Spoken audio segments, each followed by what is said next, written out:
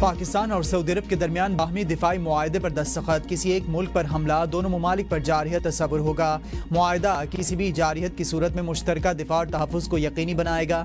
وزیراعظم شہباز شریف اور سعودی ولی عہد کے درمیان وفود کی سطح پر ملاقات کا مشترکہ اعلامیہ جاری۔ اعلامیہ میں کہا گیا کہ دو طرفہ تعلقات سمیت اہم امور پر تبادلہ خیال کیا گیا۔ سعودی ولی عہد کی پاکستان کو بھرپور تعاون کی یقین دہانی، کہا کہ مشرق وسطی میں امن کے لیے مسئلہ فلسطین کا حل ناگزیر ہے۔ وزیراعظم شہباز شریف نے کہا کہ مسئلہ فلسطین پر پاکستان کا موقف دو ٹوک ہے۔ پاکستان اس معاملے پر سعودی عرب کے ساتھ کھڑا ہے۔ وزیراعظم نے سعودی قیادت اور عوام کے لیے نیک خواہشات کا اظہار کیا۔ سعودی ولی عہد نے پاکستان کی ترقی اور خوشحالی کے لیے نیک تمناؤں کا اظہار کیا۔ ملاقات میں نائب وزیر اعظم اور وزیر خارجہ اسحاق ڈار، فیلڈ مارشل سید عاصم منیر شریک ہوئے۔ قیصر یامیہ پہنچنے پر سعودی ولی عہد نے وزیر اعظم کا استقبال کیا۔ سعودی نیشنل گارڈز نے وزیر اعظم کو سلامی پیش کی۔ وزیر اعظم کا سعودی عرب آمد پر بھی تاریخی استقبال کیا گیا۔ سعودی فضائی حدود میں پہنچتے ہی شہباز شریف کے طیارے کو سعودی فضائیہ کے F-15 لڑاکا طیاروں نے اپنی حفاظت میں لے لیا۔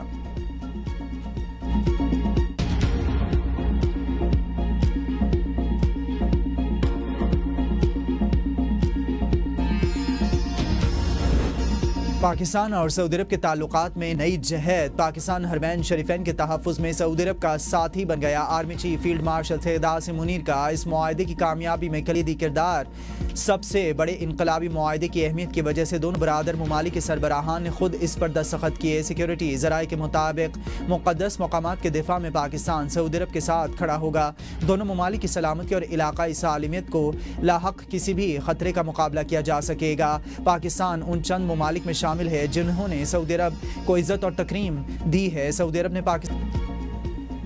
پاکستان اور سعودی عرب کے درمیان دفاعی معاہدے کے بعد دونوں ممالک کی سرکاری اور نجی بلند اور بالا عمارتوں کو سعودی عرب اور پاکستانی پرچموں کے رنگوں سے منور کر دیا گیا۔ عمارتوں پر پاکستان کا سبز سفید ہلالی اور ستارے والا پرچم جگمگا رہا ہے، ساتھ ہی سعودی عرب کا سبز پرچم بھی جگمگا رہا ہے۔ سعودی عرب کی بلند ترین عمارت کنگڈم ٹاور کو پاک سعودی پرچموں سے سجا دیا گیا۔ دلکش سجاوٹ اور پاکستان اور سعودی عرب کے جھنڈوں سے مزین کیا گیا ہے۔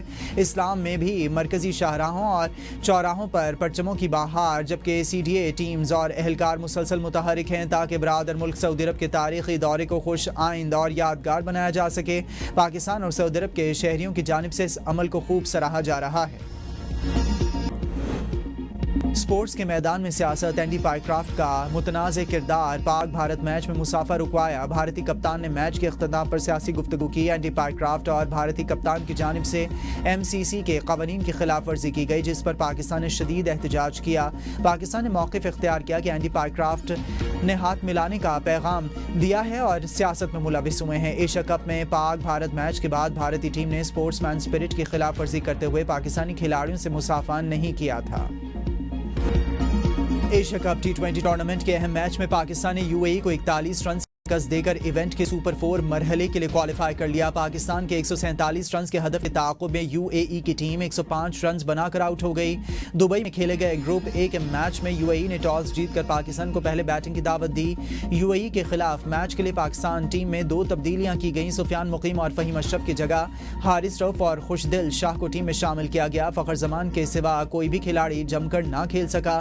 صاحبزادہ فرحان 5، سائم ایوب 0، فخر زمان 50، سلمان علی آغا 20 اور حسن نواز 3 رنز بنا کر آؤٹ ہوئے۔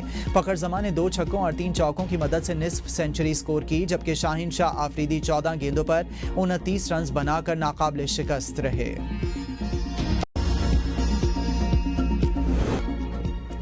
سائم ایوب کی ایشیا کپ میں 0 پر آؤٹ ہونے کی ہیٹ ٹرک مکمل۔ سائم ایوب ایشیا کپ میں متحدہ عرب امارات کے خلاف میچ میں بھی سکور نہ کر سکے۔ سائم ایوب نے ایشیا کپ میں اب تک کوئی رن نہیں بنایا۔ سائم ایوب پہلے میچ میں عمان اور دوسرے میچ میں بھارت کے خلاف کھاتا کھولے بغیر پیویلین لوٹ گئے تھے۔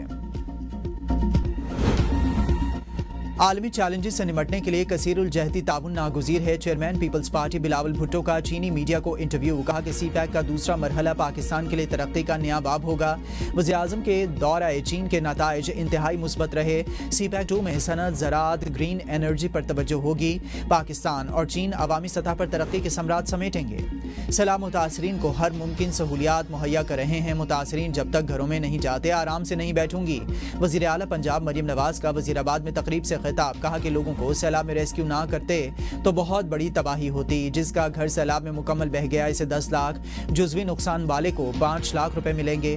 पंजाब में तरक्की का सफर जारी है। 80,000 मकान ज़ेरे तामीर हैं। जल्द 1 लाख घरों की तामीर का टारगेट पूरा करेंगे। पंजाब के लोग बड़े सब्र वाले हैं। अपने घरों को छोड़ना कोई आसान काम नहीं। वजीराबाद के लोगों के लिए इलेक्ट्रिक बसों का तोहफा लाई हूँ। अब गुजरांवाला से वजीराबाद 20 रुपए में सफर कर सकेंगे। बहुत जल्द गुजरांवाला मेट्रो की तामीर शुरू हो जाएगी। वज़ीर आला मरीम नवाज अहमदपुर शर्किया का भी दौरा करती रहीं। बताया कि इमदाद से महरूम मुतासरीन के हवाले से तमाम तर इंतजामात किए गए हैं। वज़ीर आला से गिले शिकवे भी सामने आए। वज़ीर आला की उर्ज शरीफ में सैलाब मुतासरीन से मुलाकात। वज़ीर आला का बहावलपुर के सैलाब मुतासरा इलाकों का दौरा। मुतासरीन से मुलाकात में उनको हर मुमकिन ताउन की यकीन दहानी करवाई। सैलाब मुतासरीन का तहफ़्फ़ुज़ तरजीह। सैलाब से मुतासरा किसानों की मदद के लिए प्लान तैयार कर लिया। वज़ीर आला सिंध मुराद अली शाह की मीडिया से गुफ्तगू। कहा कि चेयरमैन पीपल्स पार्टी ने विफाक से ज़रिए इमरजेंसी लगाने की अपील की थी। सैलाब के पेश नज़र सिंध हुकूमत की मुकम्मल तैयारी है। तमाम बंद महफूज हैं। पंजाब में सैलाब आया तो सिंध हुकूमत ने तैयारी शुरू कर दी थी। तमाम अजला में अमला तैनात है। गुड्डू बैराज पर सैलाबी पानी में कमी आई है। सखर बैराज पर पानी का बहाव बरकरार है।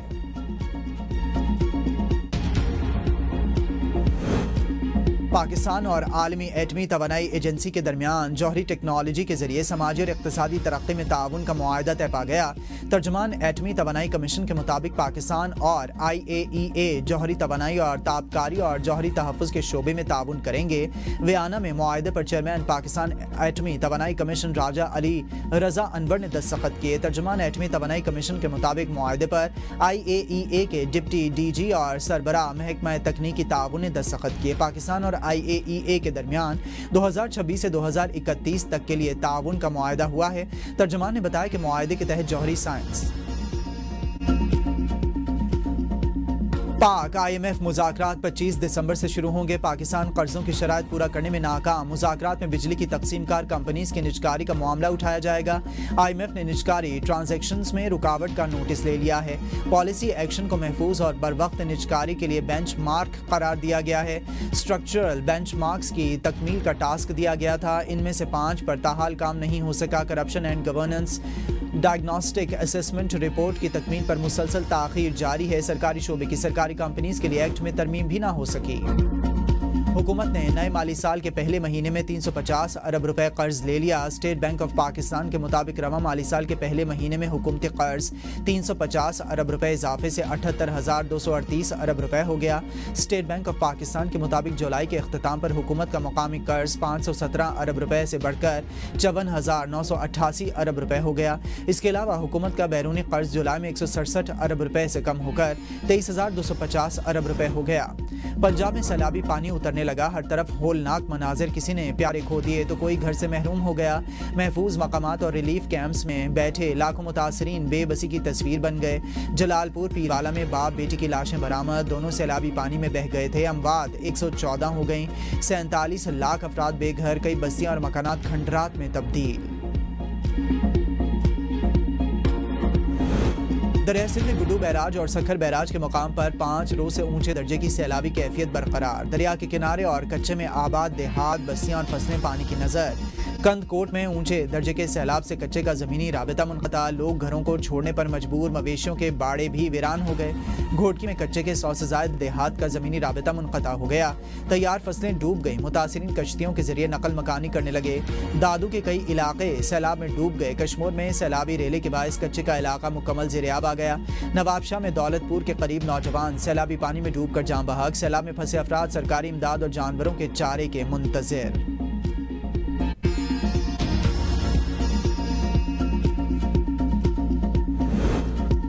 तोशाखाना 2 केस में साबिक वज़ीर आज़म के military secretary brigadier retired Mohammad Ahmad और कर्नल रेहान का बयान कलमबंद। बानी पिचाई और बुशा बीबी के वकला ने दोनों गवाहान पर जिराह मुकम्मल कर ली। केस में 18 गवाहान की शहादत और जिराह मुकम्मल कर ली गई। नैब अफसर मोहसिन हारून तलब समात आज तक के लिए मुलतवी। سزاؤں کا اتوار بازار ختم ہونا چاہیے، نفرتوں سے پاکستان کا نقصان ہوگا۔ Chairman P T I barrister Gohar کی پشاور ہائی کورٹ میں میڈیا سے گفتگو، کہا عدلیہ سے امید وابستہ ہے، عدلیہ کو کہتے ہیں کہ ریلیف اور انصاف ہوتا ہوا نظر آنا چاہیے۔ اسلام آباد ہائی کورٹ کے جسٹس طارق جہانگیری کے ساتھ جو کچھ ہوا وہ افسوسناک ہے، کسی بھی جج کو عدالتی امور سے روکا نہیں جا سکتا۔ عوام کا پہلے ہی عدلیہ سے کافی اعتماد اٹھ چکا ہے، سپریم کورٹ اس معاملے میں ایکشن لے۔ اس وقت عوام مایوسی کے عالم میں ہیں، چیف جسٹس سے درخواست ہے کہ ہمارے زیر التوا مقدمات پر قانون کے مطابق کارروائی کریں۔ عدلیہ ماتحت عدالتوں پر نظر رکھتی تو ہمارے 3 لوگوں کو 100 سال کی سزا نہ ہوتی۔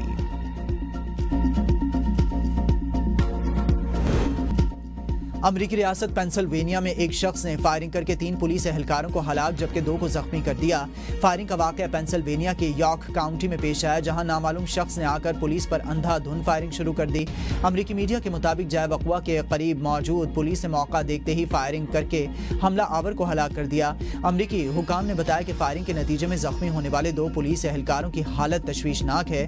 پولیس اہلکار مسلح شخص کی فائرنگ سے قبل علاقے میں ایک کیس کی تفتیش کر رہے تھے۔ ہلاک ملزم کی شناخت ظاہر نہیں کی گئی۔